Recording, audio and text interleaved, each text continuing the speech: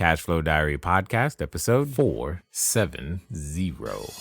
Welcome to yet another exciting episode of the Cashflow Diary podcast, the podcast that teaches you insider tips, tactics, and strategies for creating leverage streams of cash flow into your life. Learn from top-performing entrepreneurs, business owners, investors, and thought leaders from across the globe as they share their secrets to success. Like what you learn on this and other Cashflow Diary podcast episodes? Go to learninvestingnow.com and sign up to receive powerful tips and information that will help you succeed as an entrepreneur and investor. Now, here's your host, investor, entrepreneur, business owner, educator, speaker, author, and master facilitator of Robert Kiyosaki's Cashflow game, Jay Massey. All right, ladies and gentlemen, welcome to another episode of the Cashflow Diary podcast. I'm your host, Jay Massey, and I'm glad that you are here today because here's the thing. You've heard me say it before, and I will say it one more time. What's that, Jay? I'm going to say where you start is not necessarily where you stay. It's another way of saying that this whole thing of building cash flow, going into business, doing real estate, whatever it is that's your gig, well, be prepared to grow, be prepared to change, be prepared to experience all kinds of things that may not be fun, but at the end of the day, you can still get work done and make stuff happen. And I have with me today a gentleman who has done exactly that. And we're going to talk about that journey because, see, what it comes down to is that the reasons why you start may not always stay the same, and you may change. And more importantly, at some point in your journey, you have a lot to share because you want to help other people do the same thing. In fact, many of you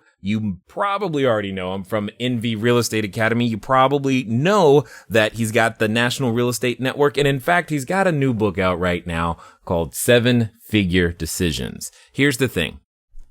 I think those are the type of decisions that we all want to make more of, because at the end of the day, 7 figures is just the result, but it's who you become along the way. And I think we're going to learn a lot and enjoy what we have with us today. And we have none other than Nick Vertucci. Nick, how you doing? Jay, what's up? How are you, buddy? So far, so good. Enjoying life in the OC. And I hear you're out here with me. That's right. I am. Born and raised. It happens so rarely in this internet age to where the person I'm talking to, I could actually go like drive and see. It doesn't happen that often. Where are you in the OC? I'm in Mission Viejo. Nice. Okay, good. I'm right here in Orange, so cool. We're close. Yep, very, very, very. Now, this being your first time here on the podcast, I have to ask you the same question that I tend to ask everybody else the first time they're here. You ready? Yeah, I'm ready, buddy. All right. I tend to look at today's entrepreneurs a lot like yesterday's superheroes, Batman, Robin, Wonder Woman, etc. Because I think superheroes and entrepreneurs have a ton of things in common. Chief among them, as an entrepreneur, occasionally I can envision myself flying around town, saving my customers, using our products and services in various fashions. But also, like a superhero, an entrepreneur has a beginning. For example, if you think about Spider-Man, there was a time he was just a kid going to school, doing his thing. Nothing else really important about it. But at the end of the day, something happened to him, and he discovers that, oh my goodness, I have this special ability and I get to use it for good or for evil. So my question to you is as follows. Before the books, before the real estate, before all the businesses and the things that you've got going on, before what people know you for, whether they've seen you on stage, heard you before all of those things, what we really want to know is, who is Nick Vertucci?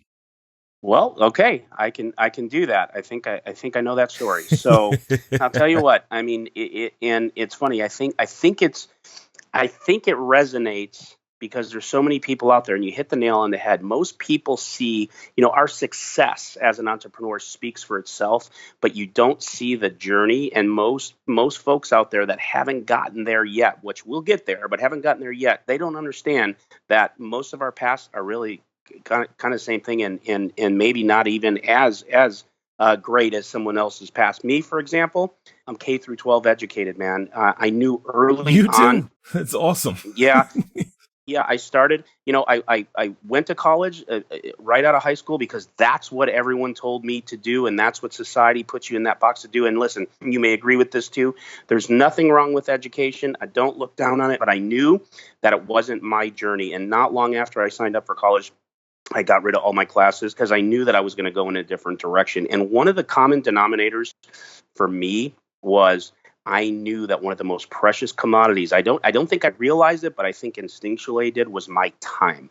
And I wanted to start creating things that would capture and protect the most valuable asset to me at that time, which was my time. Now, for me, what I did was, man, I was at 10 years old, I lost my father. And so I was raised by just my mother and my sister. I was one of those kids where my mom was working as a real estate agent. And I remember going home with a key around my neck with actually literally a string. Okay. So I kind of had that background. Again, K through 12 educated, nothing riveting about me. When my mother and sister moved from, when you're 18 years old and I was in Anaheim Hills, Orange area where I'm now, and they moved to Irvine. Well, as an adult, that's 10 minutes in a car, 15 minutes, not a big deal. But when you're 18, that's your whole world. So what I did, bud, I had a van and I decided to stay in that area. I lived in my van for a couple years. And at 22 years old, because I'd been working at a place called Phil and Jim's TV and Appliance, and from high school, I worked my way through up delivering TVs and in big screens and washers and dryers and all that. Then I went into sales with that company, and I was doing really well for a young kid, in his 20, 21 years old. And then long and short, man, I started a business at 22, and I can tell you more about that if you want, because I don't want to just keep carrying on. But basically, man, School of Hard Knocks, K through 12 educated, and literally just a desire to grind it out. And you look back, now I look back and I have different businesses I've started, different things I'm doing, and all the real estate investing that I've done, and almost surreal. Like you wonder, like how the hell did that happen? But it did, one step at a time. Yeah, absolutely, absolutely. So the question that comes to mind, because I'm sure you've been asked this before. Why was it so important to you to stay near your familiar surroundings, so much so that you were willing to live in a van? Well, that's a good question. I just think, man, at that age, at 18 years old, just getting out of high school, I wasn't ready to move a world away. And at that time, even though you have a car, I just didn't want to move a world away, and I just didn't feel like doing it. So, I just decided to stay local. I had a girlfriend at the time that lived local there. I don't know, my whole world was there, and I just decided to do it. And, I've always been kind of independent, and it sounded fun. Well, and here's where I'm going with that.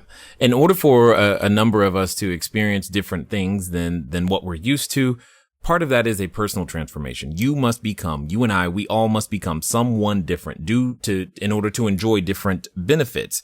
So the person who's not willing to leave their familiar surroundings, is completely different than the Nick we're talking to today.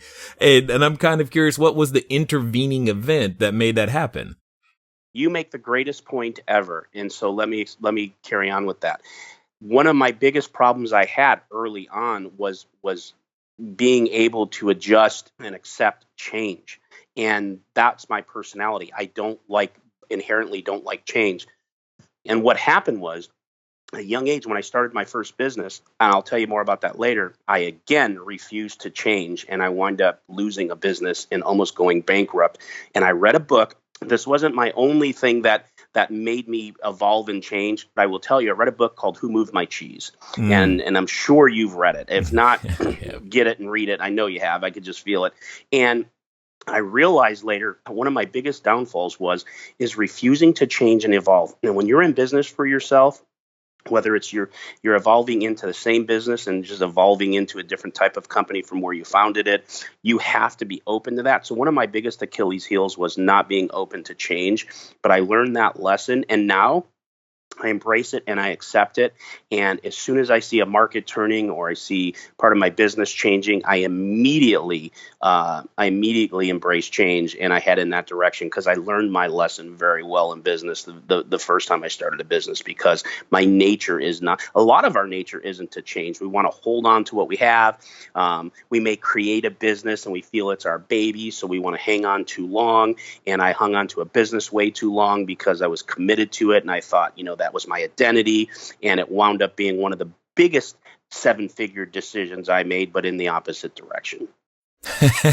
This is good. This is good because I think there's a number of individuals who could relate to what you're talking about. For example, I mean, you said that you were working at Phil and Jim's and then eventually you got into sales, and sales in and of itself, that's a transition for a number of people because mama said, hey, don't talk to strangers. And now that's kind of how you make your living. You gotta talk to strangers, and that change. So I'm curious, where did this refusal to change come from? Like, why was that where you started? Why do you think that was the case?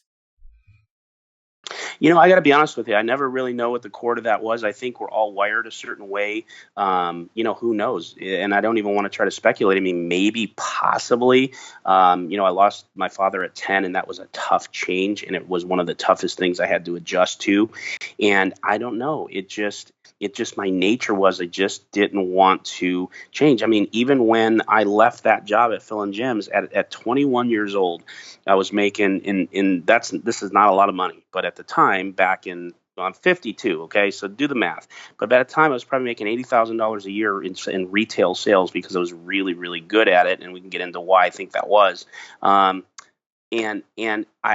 I'll tell you, it was really tough for me to start my own business because I didn't want to walk away from that. But the pull to own my own time and to not have to punch a clock. And I used to watch the guys that were my age now that were on that sales floor having to work holidays and having to work nights and all these things. And I just thought to myself, gosh, and me personally, because I was grinding out, all my friends were going to, Mardi Gras and this and me, and I'm working and doing this and putting on all these hours.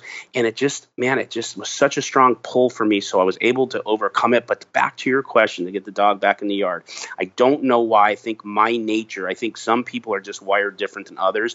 And again, my Achilles heel was that. The real core of that, I don't know why I was wired that way. Well, and what's the reason I'm highlighting this is because there's a number of individuals who feel like they're possibly trapped. They can't make a change. There's no way on earth I could do something so drastic. It's fear, Jay. But yes, it's fear. It's fear. But you were able to deal with it though, because you said you didn't want to let the job go. What pulled you so much that said, you know what, it doesn't matter if I'm afraid anymore? Yeah, it was because I wanted more. I wanted to control my time. I wanted to build kind of a legacy financially. I wanted to control my own destiny, my financial destiny, my time destiny, and the whole deal. And I think that just had more. And one thing I did find out, and I didn't know at the time, and you don't know this early on, but I have pretty broad shoulders to be able to take on some things. And you learn that as you go. But it's this pull and push where you're fighting your nature, you're fighting your will of what you want to do. And, I learned along the way more than I did at that age, but I learned along the way of how to overcome fear, how to overcome the fear of failure. And I don't know why I'm the one that was able to find that or to push through, but it's the key to success. Listen, bottom line is there are so many people out there that are I think we're all capable of it. We are all capable of success. But again, back to your point, a lot of people just won't pull the trigger. They won't take that chance. They won't do it. At the core of me, I just think that the pull to control my destiny was so strong that I just went kicking and crying to the fear. So let's talk about that. That moment you go into the fear, that first business. What was day one like? Yeah, man. Well, I went into the technology business back in the day, and that was back in 1989.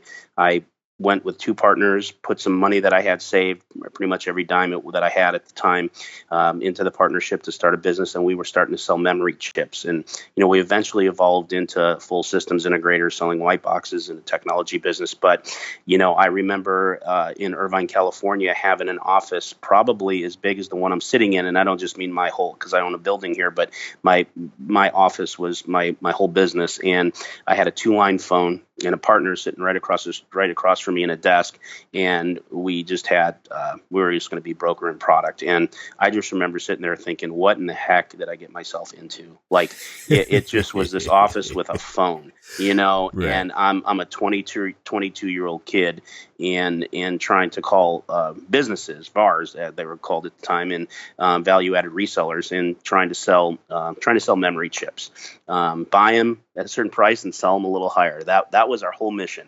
And again, can't tell you how it happened, but it evolved into a full systems integrator, into a 25,000 square foot building, building boxes, doing services, and the whole 9 yards. But man, it's so cliche. One call at a time. One call at a time. Well, no one likes to hear that part, though. They're like, yeah. Where was the overnight success? Well, it was over Dude, many nights. Unless you invent something, or you're one of these. It very rarely is an overnight success. That's what I said at the beginning. Bottom line is, people see successful people and they see their success speaks for themselves, and they see all this stuff, and they just figure that person was supposed to be there, or they're from a family of success, or they were given something. Man, you just don't know. Most people don't know the grind and the pain and the fear it takes most of the time to get to where you want to go. But the key is you just keep pushing and fighting, man. And when it comes up, you just step through it. Comes up again, step through it again. It's as simple as that. Because of what you're saying, I know how I feel when I hear this. So I'm curious to hear how you feel when someone comes to you and say, "Oh man, Nick, you must have got lucky." Hey guys, thanks for listening as always, and I'm glad that you continue to support with each and every download and subscription and share.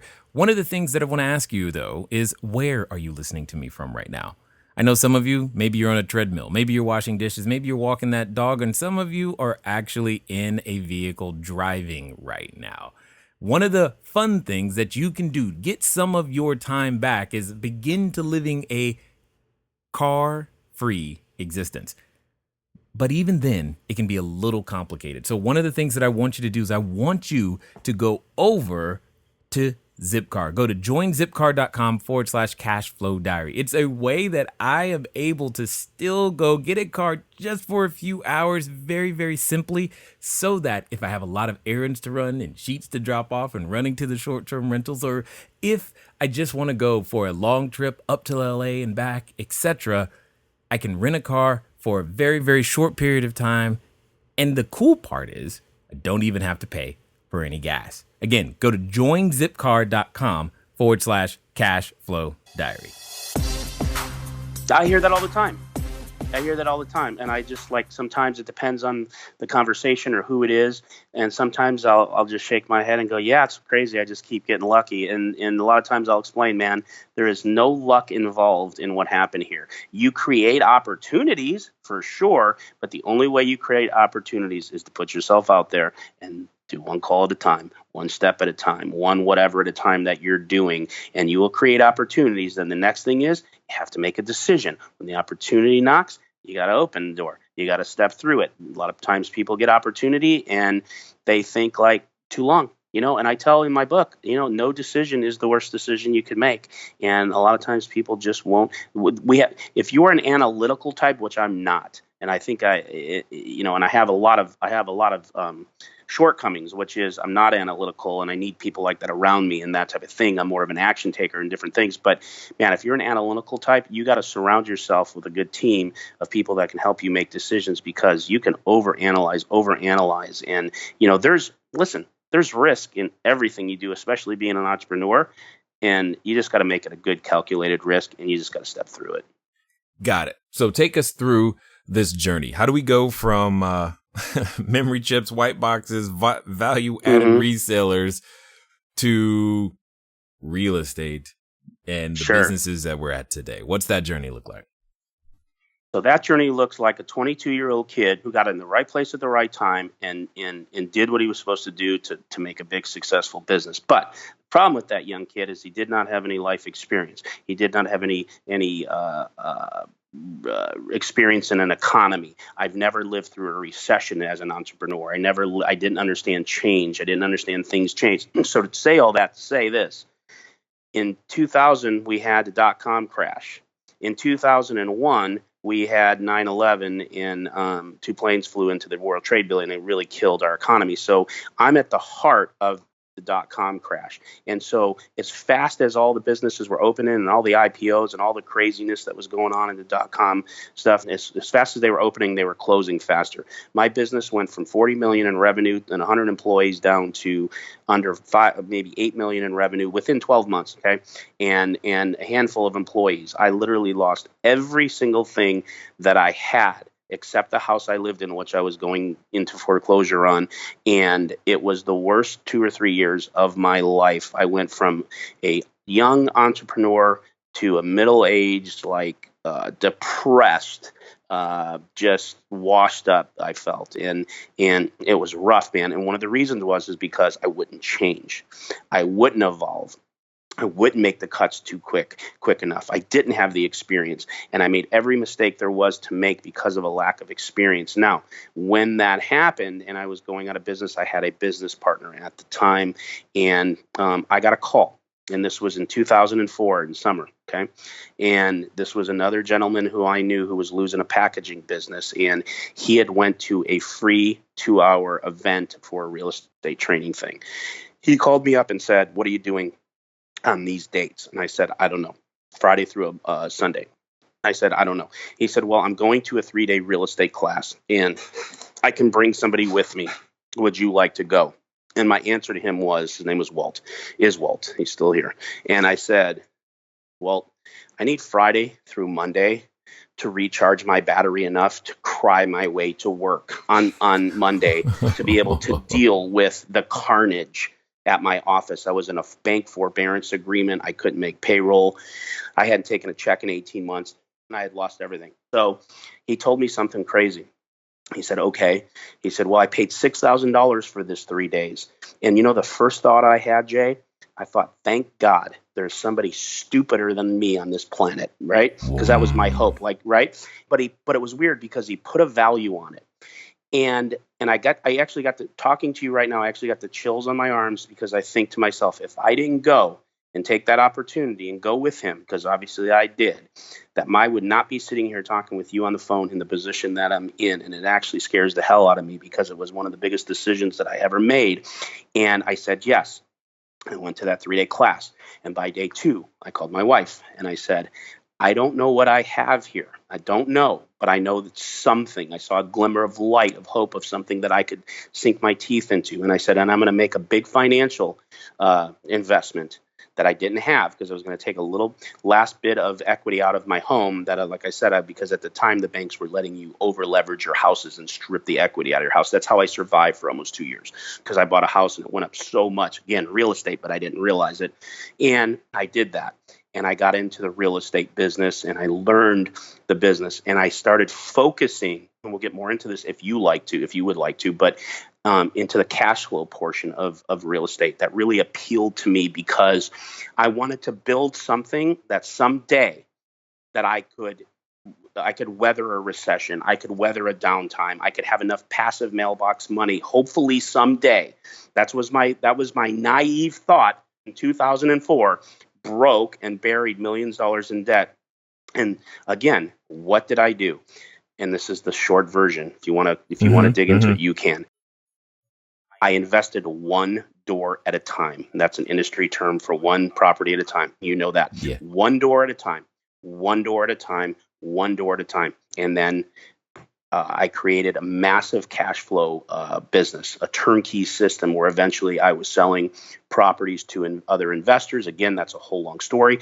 Then I had that business stripped from me. It's a long story. I had a partner and someone else I was working with. And that's how I evolved into, in 2013, 2014 in January, I started this training company.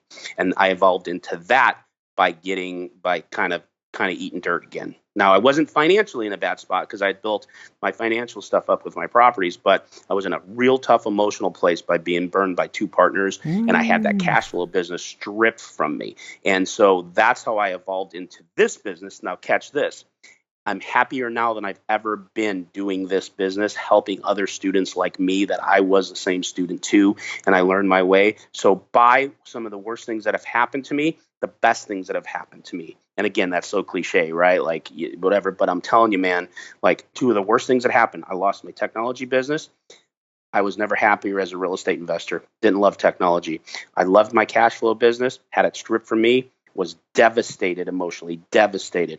Guess what? Now I'm in a business of training people how to invest in real estate, happier than I've ever been. So, and all along the way, 7-figure decisions, good and bad, buddy. No, what I just want to make sure that everybody understands. You and I have never met, right?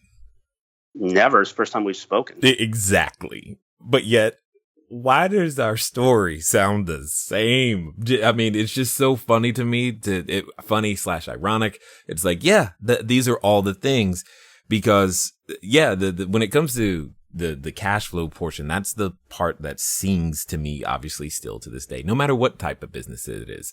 And yes, at the end of the day, because we were sick, that was my wife. She was unable to eat or drink. I was unable to walk and talk at the same time without fainting. And we're like, hey, we got a problem. So yeah, being able to build something that does those things is amazing. And having had the same partnership experience is like, wow, you too. Okay, we're buddies, Nick. This is good. Yeah. But here's the thing that I've got to ask. When it comes down to it, there's a lot of people who are trying to just get started. So, but, and I know you've probably gotten this question before, but does it actually take all of that pain, all of that loss? Do I have to go down, Nick, before I can come back to the top? No, I don't believe so. I don't believe you do. I believe, though, that, my particular journey has built a character in me that I wouldn't trade for any college education or anything ever. Like, would I want to go through it all again and do it? No, sir, I wouldn't. I don't know if I have the energy. I probably would. You never think you do. And I wouldn't trade it for anything. But it has built the foundation and the wisdom that I have, even in business now. It was the school of hard knocks that I literally cherish, that I have, because it made me who I am today. Now, with that said, do I think that every journey has to be that way? No, I don't. I think that there's a lot of journeys out there that aren't taken because they just won't step. They won't step into it. They won't step into the fear. I don't think you have to lose everything to get there. I just think you have everything to gain if you do it, and everything to lose if you don't. And it's just, I see some people that want it badly and they just won't do it. And, the nice thing about real estate investing, and this for sure, even though we haven't spoke, but knowing what I know about real estate and cash flow, here's the thing. With real estate investing, you can still work your job. You can still run your business you're in or whatever you're doing. And whatever you put into real estate, it's going to give you back out. You can put 4 hours a week into it, or 40, and you're going to get back out what you put in. But the beautiful thing about investing, whether you're flipping a property or you're buying and holding, is it's going to give back to you at a rate that you're not used to, because people are used to trading time for money. Yeah. You don't have to trade time for money. People just don't understand that. You know why? Because we're taught in this system that they want to put us in. And again, there's nothing wrong with education. There's nothing wrong with working hard and earning a fair living. When I say what I'm going to say, it's not that I think there's anything wrong with it, but I believe that society has put us into this box and said, you got to work hard and you got to work more hours if you want to make more money. That's nonsense. That is not the truth. And you don't have to go to college to be a success. It doesn't mean you shouldn't go. If you want to become an attorney or a doctor or surgeon, yes, you have to go. You got to go learn your trade and you got to go do your internship. Fine, I get it. That's fine. If that's your passion, I tell people, do what you love. But I will tell you this right now. Most of the entrepreneurs I know are from hard knocks. Not all, but a lot of them. And it's a common denominator with entrepreneurs. It is not your aptitude, it's your attitude that dictates your altitude, and they are just willing to go grind it out. That's what I see. Well, and you're touching on something that I think is really important. I mean, one, I believe we have a great schooling system, not necessarily an education system, and that system has a number of effects. And so because of that, I have to ask you this question: what value do you put on experiencing failure? Oh, that's what I basically touched on in a roundabout way a minute ago. I think failure is the best education you can have, and failing does not mean you are a failure. It just means that may be your first try, it might be your second try, but that is the education that I got, that I actually value more than anything else I've got, is the times that I have failed, how I failed, why I failed. What did I do to put myself in the position to fail? But see, everybody, what people don't understand is everyone that you see out there that's a success, not everyone, but I would say the majority, their past is littered with failures. The difference between them and the people who are successful is the ones that are successful pick themselves up, they dust off their boots and their pants, and they keep going. Then they get knocked down again, they stand up, they dust themselves off, and they keep going. I mean, everyone, and I'm just using one person, and this is not a political, it's not a care less, that's not about that. But, people say, look at all the Donald Trump bankruptcy, this, all that, whatever. But what about his success? What about the failures to get to his success? What about other folks that have lost 5 businesses to create the one that has put them into a place that no one else could even fathom? What about all that stuff? So again, failure is your strength. It really is, but you just have to be able to recognize that and not care what people think, not worry about what your peers think, not worry about what being a shot. Because listen, when I lost my technology business and when I got my cash flow business stripped from me, I was embarrassed. I was embarrassed. I was embarrassed. I'm kind of an alpha male guy, that type of thing. And I didn't know if I couldn't take care of my family. People around me were still doing well. It was hard to accept. Why me? All that crap. But you know what, man? I didn't realize at the time it just was my journey and I was going to something greater. And, but I could have curled up into a ball and died. I could have not went to that real estate class. I could have not started this. If you knew the story behind how I started this business, this training business, and the pressure I was under and the attacks that were coming my way, I'm saying a lot of people wouldn't have done it. But I decided to push through and do it. And now I'm in a place that I can't, I pinch myself. But those were decisions I had to make. Well, and that's why I wrote the book. Well, that's actually what I wanted to center on for a second, because oftentimes when we go to these, what I call move up goals of having something better for us and in our life, for our friends, family, etc., we want the forecast, the sky, the environment to be clear. And rarely, at least in my experience, is the environment clear, is the headwinds, just not present. It seems unclear often, and there's always opposition. So I actually wanted to dig into what did it take to finally create the version of Nick that we're currently seeing, and the version of the businesses that we're currently seeing. What was that environment and climate like during that time?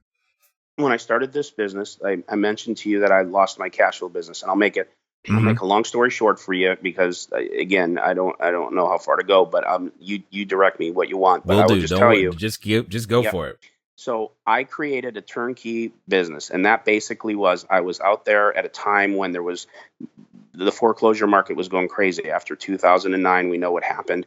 And, 1 in every 45 properties were in foreclosure in targeted areas, 1 in every 25. I had learned how to go out there to buy in markets. At the time, I started out in Indianapolis, and I moved to Vegas and Orlando. And Vegas and Orlando were hyper markets that now, single family homes that were selling at $300,000, I could buy at auction for $50,000.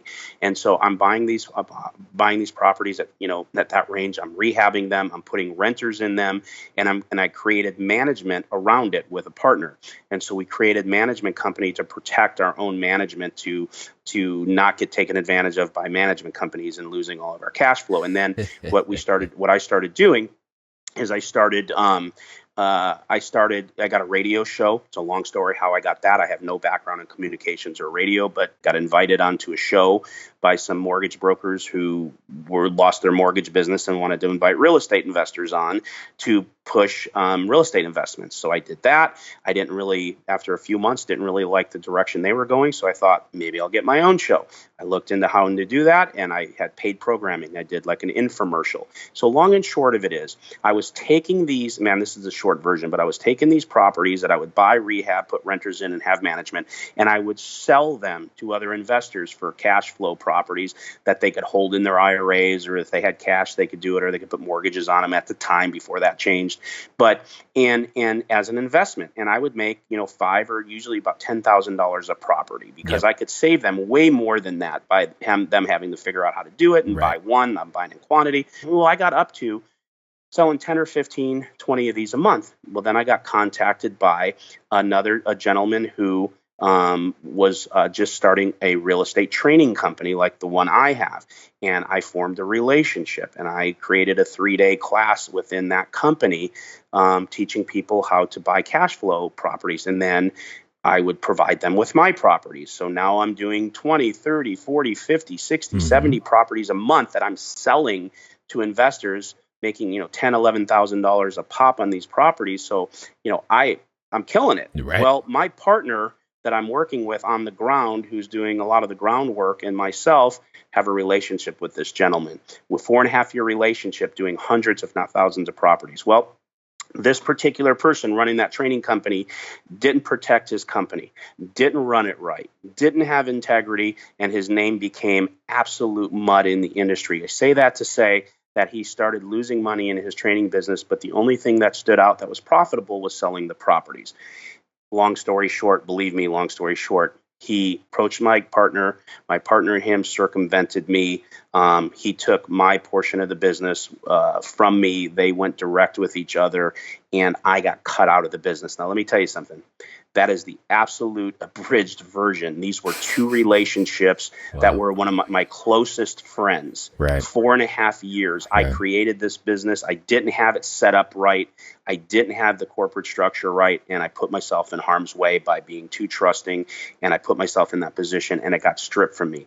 I was literally one day in and the next day out. Now, was I okay financially? Yes. I had tons of properties, all that. So I wasn't hurting that way, but I was hurting emotionally.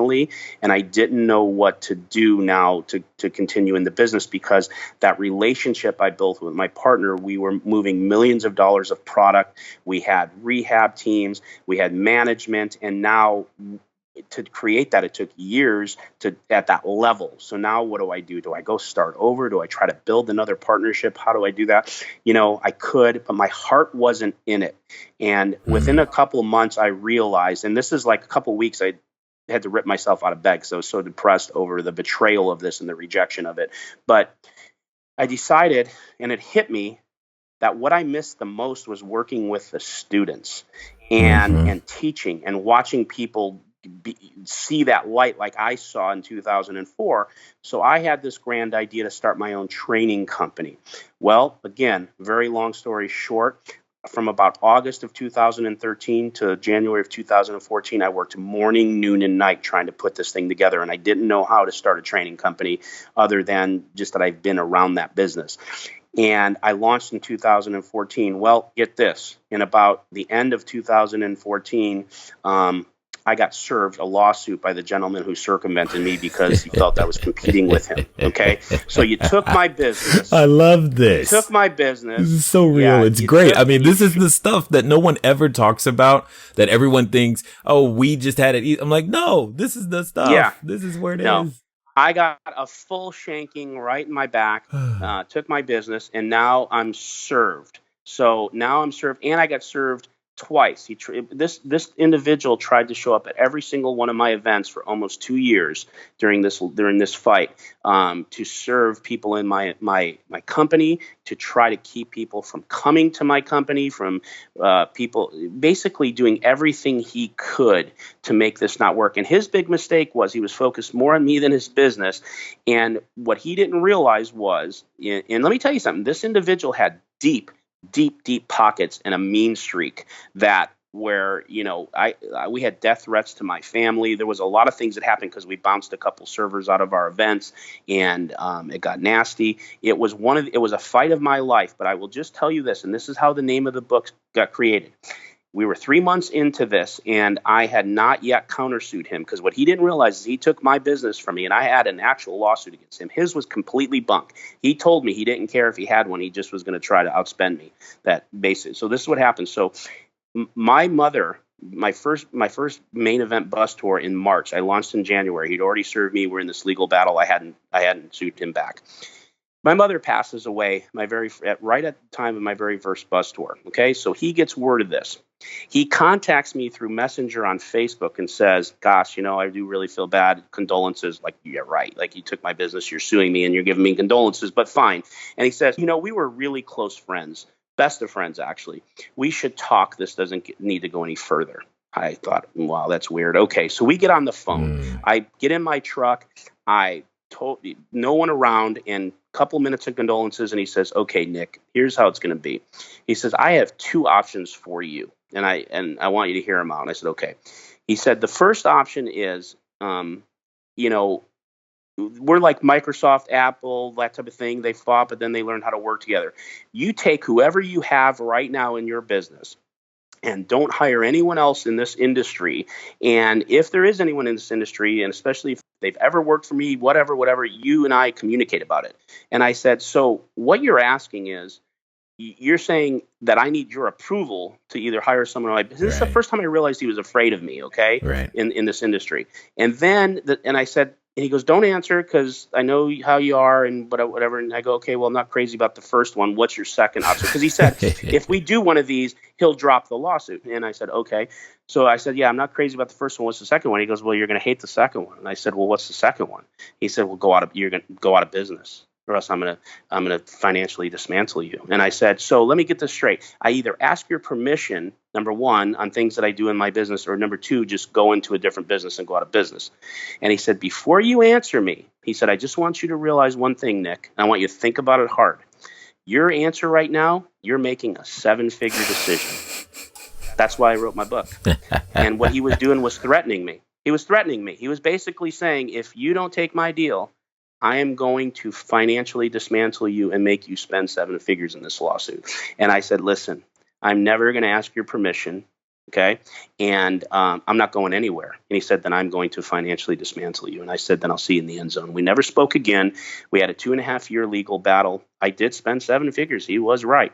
But here's what he didn't realize. He didn't realize that he put himself in a legal position that he did. He got countersued for $10 million. His legal attorneys asked me 3 times to walk away during mediations, to get out of this thing, because he was going to lose. And 3 months, they never want you to go to trial. 3 months before trial, spending a ton of money, the whole 9 yards, just like we mentioned. And his attorneys called my attorneys. And it was 3 months before we were going to trial. These things never go to trial. They always settle. Right. And his attorney said, "We want out of this. My client wants to know, what is it going to take?" Okay. And so my attorneys called me, and I said, "You say these words. If you don't, it's all hell's going to break loose." And I told them, I said, you tell him, if your client wants out of this, then he's going to have to make a 7-figure decision.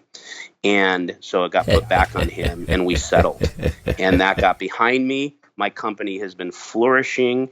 His is gone. He's out of business now, years later. And we're just doing great things here. We're the first, listen, I don't know if you know this, Jay, but the real estate seminar business has a huge black eye on it.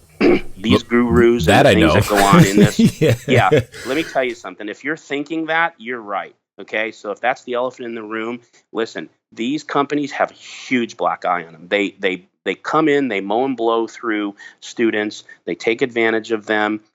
They get someone from a TV flip show, they put them on a banner, they run it into the ground for 2 years, and they get a bad name online, and then they rebrand somebody else. I'm a student of this. I got screwed in my training. believe it or not, I didn't have the best real estate training, but the difference between me and the other thousands of people that went through that training company in 2004 is I decided that I was still in something great, and I figured it out. I made my mistakes. I took my lumps. I didn't whine and cry about being taken advantage of and not having the support, not having the service that they promised me and all that. And I figured out and I made it. And I don't begrudge that journey at all. That's the difference. So many people today, they want to blame everything else. But really, man, you hold the cards to your destiny. You hold them. Nobody else, whether you're successful or not, that is you. It is not your parents. It is not your background. It is not where you went to school. It is not where you grew up. It's not what color you are.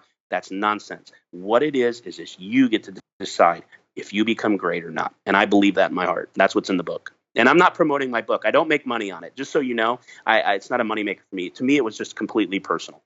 Totally understood. But at the same time, here's what I know. I know that there's a number of people who have listened this far and they're like, man, I like what I am hearing. In fact, they probably want to find out more about what you got going on. But so for the few people that actually want to get a copy of the book or find out what you guys are up to online these days, what's going to be the best way for them to find you?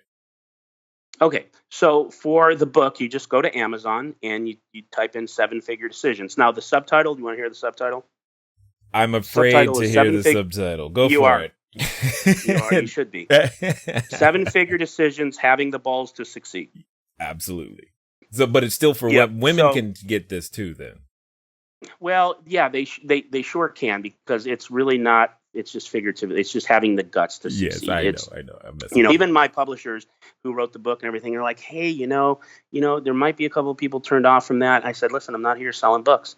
It's not my revenue. I'm financially free. I'm writing this book for me. That's my subtitle, because that's what it took to succeed. And so you got to look past that. And if anyone's like, oh my gosh, look past that, because what's in the book is pretty valuable. So if you go to Amazon, 7-Figure Decisions, having the balls to succeed, it's on Kindle, or you can get the paperback. Again, only if you feel, if your listeners feel they want it, because it's not a revenue stream for me at all. It was just personal for me.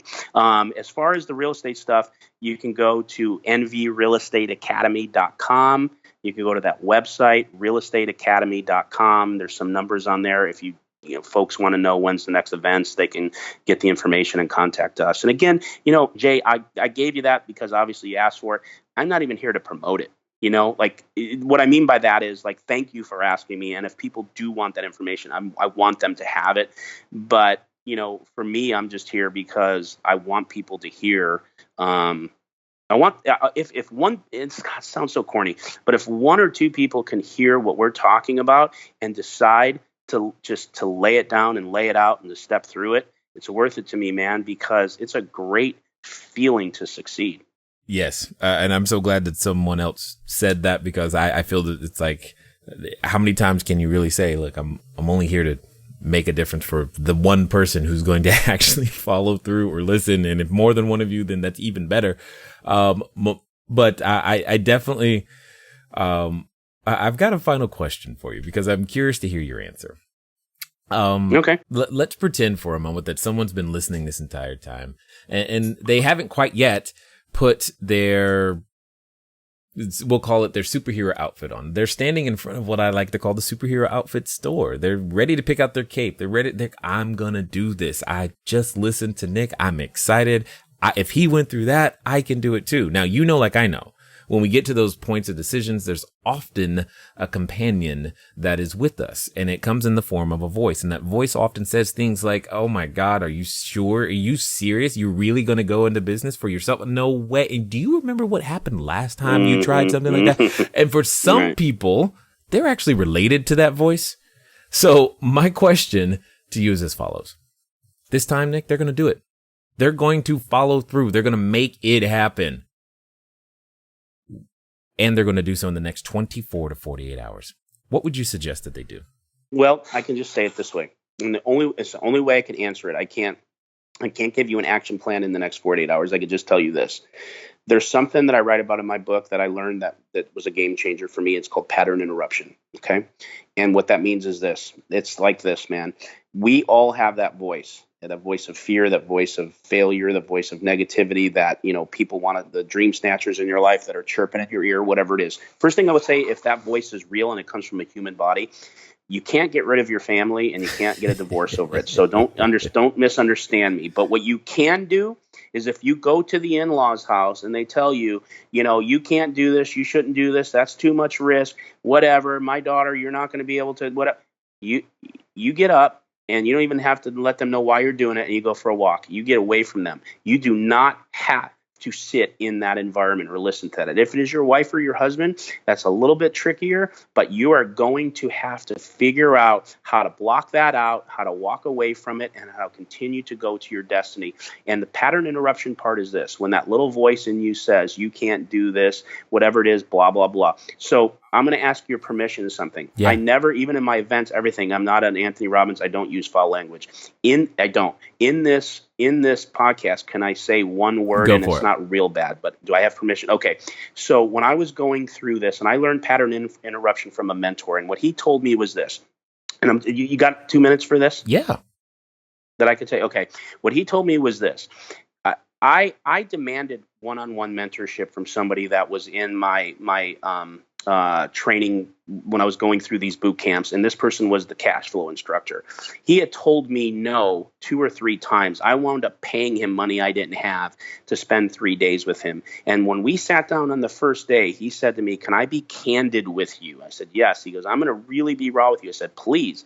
He said, "Nick, from the day I met you, you've worn your identity on your sleeve, that you're broke and that you lost your business, you're losing it, you can't take your family, you're losing your house." And he goes, "And I get it, and those things are real, but that is your identity. That has taken over your whole body." He goes, "Let me ask you a couple of questions. Do you have any health are you dying?" I said, "No." He said, "Do you have this?" "Yes." "Do you have a family?" "Yes." "Have a wife, kids? Do they love you?" "Yes." He went through this whole line of the things, the blessings in my life. And I kind of knew where he was going, but then he looked at me and he goes, "Then shame on you, man." He goes, "Look, there's people that are in their deathbed right now that have a week to live that would trade with you to have what you have, the opportunity to go get great again and to go get back what you have." He goes, but let's say you don't. Whatever." He goes, "Then live in an apartment, love your wife, do the things that the blessings that you have." He goes, "Those are the things you need to focus on." He goes, "Shame on you, man." He goes, "I get it. It's real, but whatever." And then he taught me pattern interruption. And this is the point I was getting to. And he said, "Nick, I know that fear is disabling you." Because for me, I had fear hitting me every minute. Like, what if I lose my house? What if this? What if I can't provide? And he said, you got to take that and you got to replace it. So every time you have that voice in your head that says, "No way you can do that. What happened last time?" You got to say, "No, last time was my first experience," and you got to replace it with something. So here's what I replaced one thing with. When my partner was telling me, or that other individual was telling me, "You will never make this. I will dismantle you." When I started this training company, because believe me, there was a lot on the line, even from my self-worth. Like, I thought to myself, what if I try to start this company and it doesn't work? It's going to make their point that I didn't have any value, that I couldn't do it, that I did need them. And I was afraid to fail. But every single time when I had that feeling, I pattern interrupt this. And I said to myself, bullshit. I am the best in this business. Now, listen, I didn't even have the name of this company yet. And I'm driving around in my car, and every time that fear would hit me, I would say to myself, bullshit, I am the best in this business. And I convinced myself that I was going to be the best in this business, that I was going to be the best in this training industry one way or another, no matter how I had to get there. And I convinced myself of it by taking a negative pattern, a negative thought, and repatterning it into a positive something that was going to get me there. And I say this to my students: see it, believe it, map it, execute it. So here's what I mean by that. The first step is to go anywhere. You have to see where you're going. You have to visualize that. I don't know what that is for that individual listening, but whatever that is, you have to truly, it has to be your vision of what you want to do and create or do. Then you have to believe it. And even if you have to fake it till you make it, that's where the pattern interruption. Listen, if everyone around you believes it, if I believe it, if you believe it, but if that person doesn't believe they can do it, they're done. So you have to find a way to surround yourself with the right people, the right thought processes, and the right pattern interruption to get yourself to believe what you just saw. Then thirdly, you have to map it, which means you have to have a viable plan. You can't just see something and believe it and go think you can do anything. It has to be something you're capable of doing. What I mean by that is, if I wanted to be an NBA basketball player, I don't care how hard I tried, how much I practiced, and how much I pattern interrupted. I'm not dunking on anyone anytime soon. So it has to be real, right? So then you have to map it and have a real plan of action and a system. Then lastly, you have to execute. So cliche, take action. But if you don't do the last one, the first three is just a good plan and a good dream and a good vision. You have to take action and execute it and step through it. See it, believe it, map it, execute it. And I will say this, and I know I've never listened to one. Don't take offense to this. So I know you believe in this. Your mind is your strongest muscle, and it is your biggest asset. If you can control your mind and your thoughts, everything you think and do today will become your tomorrow by default. You have no choice, positive or negative. Love it. That's I knew you would have a great answer, and I knew it would jive and be perfect for what everyone needed to hear. Let me just say that I appreciate everything that you have gone through, grown through, continue to do. And I appreciate you taking the time to share your knowledge, wisdom, and insight here with us today at the Cashflow Diary. It was my pleasure, man. It was good to meet you, and I'm happy to do it. All right, ladies and gentlemen, you know what time it is. It's time for you to move at the speed of instruction. What does that mean? That means you're about to make a 7-figure decision. You're going to go grab the book. Why? Because you know there's more lessons to be learned. You're going to follow through. You're going to take that action, because at the end of the day, the only thing that matters is what you are doing, because you just heard it. If you want to make it happen, see it, believe it, map it, execute it. And for those of you who are wondering, yes, dunking a basketball is absolutely fun. You should try it. Nonetheless, ladies and gentlemen, it's been fun talking to you today. I look forward to talking to you soon. Until next time.